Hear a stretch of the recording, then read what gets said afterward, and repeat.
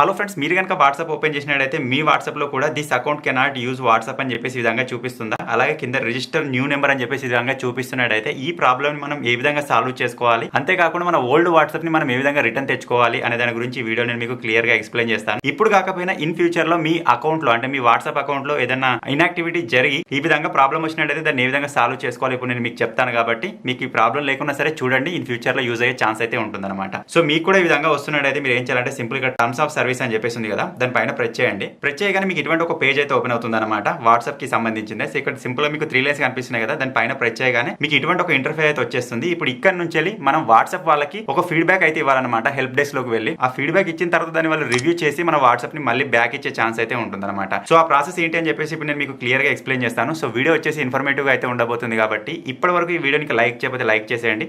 ఇటువంటి మరిన్ని informative videos మీరు మిస్ అవ్వకుండా చూడాలి అంటే మన ఛానల్ ని సబ్స్క్రైబ్ చేసుకొని ఫాలో అప్ అయితే ఉండండి. సో ఇప్పుడు లేట్ చేయకుండా నెక్స్ట్ స్టెప్స్ ఏంటి అనే దాని గురించి మాట్లాడుకుందాం. నెక్స్ట్ వచ్చేసి ఇక్కడ మీరు చూసినట్లయితే ఇందులో హెల్ప్ సెంటర్ అని చెప్పేసి ఒక ఆప్షన్ కనిపిస్తుంది. సింపుల్ దాని పైన మీరు విధంగా ప్రెస్ చేసినట్టయితే ఇది నెక్స్ట్ పేజ్ లోకి తీసుకెళ్తుంది. ఇందులో మనకి ఈ విధంగా చాలా ఆప్షన్స్ కనిపిస్తాయి. సింపుల్ ఈ విధంగా పైకి స్క్రోల్ చేయండి. స్క్రోల్ చేసిన తర్వాత ఇక్కడ మనకు పాపులర్ ఆర్టికల్స్ అని చెప్పేసి చూపించి కింద ఇంకా మనకు చాలా ఆప్షన్స్ అయితే వస్తాయి అనమాట. ఇందులో మీరు చూసినట్టయితే ఒక ఆప్షన్ కనిపిస్తుంది అబౌట్ టెంపరరీ బ్యానెడ్ అకౌంట్స్ అని చెప్పేసి. ఇప్పుడు మన అకౌంట్ అనేది బ్యాన్ అయ్యి మనకు no longer to use WhatsApp అని చెప్పేసి చూపించి కొత్త మొబైల్ నెంబర్ తోటి వాట్సాప్ క్రియేట్ చేసుకోమని చెప్తుంది కదా. సో దానికోసం మనం వచ్చాం కాబట్టి ఇక్కడ సింపుల్ టెంపరరీ బ్యానెడ్ అకౌంట్ అని ఉంది కదా, దాని పైన ప్రెస్ చేద్దాం. ప్రెస్ చేసిన తర్వాత మళ్ళీ మనకి ఇటువంటి ఒక ఇన్ఫర్మేషన్ అయితే వస్తుంది అనమాట. టెంపరీగా మీ అకౌంట్ బ్యాన్ అయినట్టయితే మీరు ఏమేమి చేయాలని చెప్పేసి మొత్తం స్టెప్స్ అయితే ఇక్కడ ఉంటాయి. సో ఇప్పుడు నేను వాటి గురించి మీకు క్లియర్ గా ఎక్స్ప్లెయిన్ చేస్తాను. సో ఇక్కడ సింపుల్ మీరు విధంగా పైకి స్క్రోల్ చేసినట్టయితే మీకు ఇక్కడ ఒక ఆప్షన్ అయితే కనిపిస్తుంది, does this answer your question అని చెప్పేసి విధంగా ఉంటుంది అనమాట. సో ఇక్కడ సింపుల్ నేను ఈ విధంగా నో పైన ప్రెస్ చేస్తాను. ప్రెస్ చేసిన తర్వాత వాట్ వెంట్ రాంగ్ అని చెప్పేసి చూపిస్తుంది. ఇక్కడ మనకు 3 ఆప్షన్స్ అయితే కనిపిస్తాయి. The information is confusing, the solution does not work, అదే విధంగా I don't like the product are policy అని చెప్పేసి ఉంటుంది. సో ఇక్కడ సింపుల్ మధ్యలో ఉంది కదా, the solution does not work అని చెప్పేసి దాన్ని సెలెక్ట్ చేసుకోండి. సింపుల్ సెలెక్ట్ పైన విధంగా ప్రెస్ చేయండి ఫ్రెండ్స్. ప్రెస్ చేసిన తర్వాత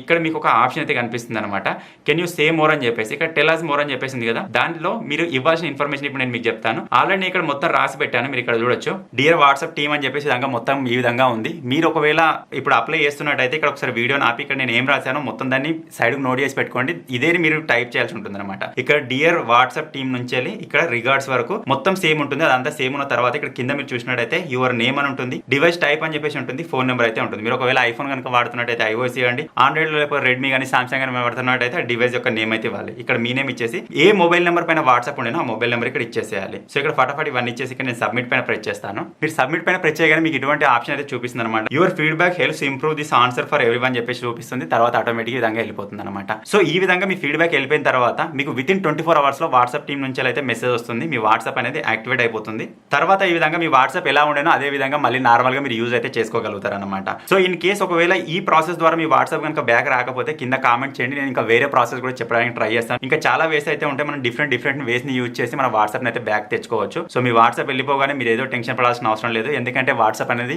చాలా రకాలుగా యూజ్ చేస్తూ ఉంటాం. మన పర్సనల్ ఇన్ఫర్మేషన్ ఉంటాయి, మన పర్సనల్ ఫైల్స్ కానీ ఫోటోస్ కానీ షేర్ చేసుకోవడానికి యూజ్ చేస్తూ ఉంటాం, కమ్యూనికేషన్ కోసం వాడుతూ ఉంటాం అనమాట.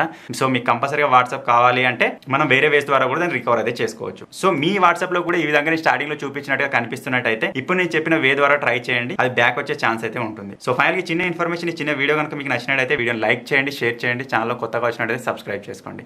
Thank you for watching guys, take care, by by.